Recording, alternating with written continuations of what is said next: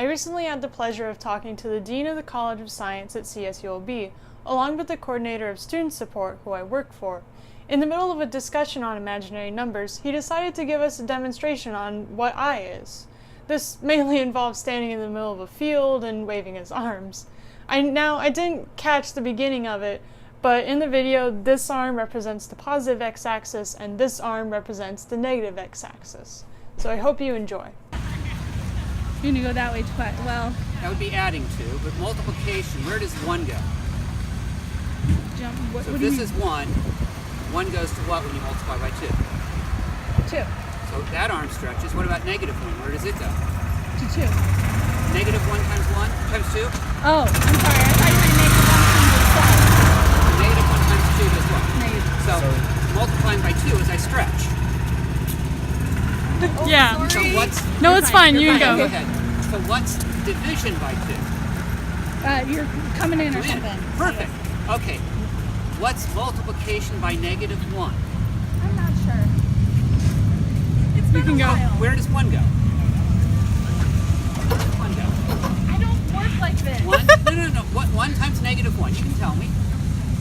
It's negative 1. 1. I know Boom. this. Where does negative 1 go? Right, I get that. My brain doesn't do this linear thing. Hey, you know, so where's negative 1 go? This side. So that's multiplication by negative 1, right? Yeah, you look silly. Right. Well, that's the whole point, is to look silly. So what's the multiplication by the square root of 2 going to do? If I do it twice, I get 22 there. years ago, right? I know. If I You can can't go. explain this one, Go ahead. then I lose. So. I know, but we're waiting for Chris. He's got a meeting at 2. I'm Chris's boss. Words. Square root of 2 is like I go kind of that way, and then I do it another time I get there. Yeah. So what's multiplying by the square root of negative 1? I go halfway. Right? Negative 1's that. So square root of negative 1 is you go halfway. Okay. That's I. Right there is the imaginary number I. You multiply by halfway of negative 1. It's not imaginary, it's just on a different axis. Still, what's the point of it? Oh, the point of it? What's the point of the number? Oh, the number? There's lots of points to the number. So the first point is the way it came to exist is it happens to be useful for just being useful. I am.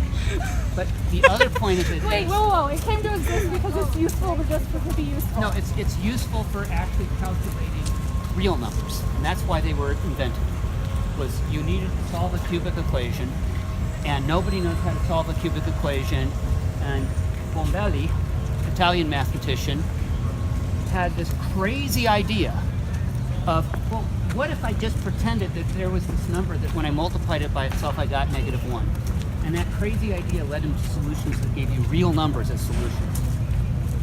So this is one of the horrible things we do in high school calculus. We tell people that these numbers came to exist because somebody wanted a number that was square root of negative 1. No, it's because somebody wanted a number which was where does this graph cross the axis.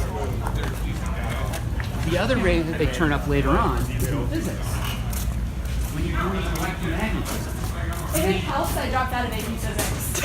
You need to have numbers that live in a different dimension, so to speak. And it becomes the first place when you start looking at numbers that are really kind of 2 dimensional.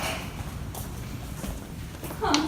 And so you need a different axis, which is why it gets you Nice. halfway as a value. I love the interpretive dance of Isn't I. that wonderful?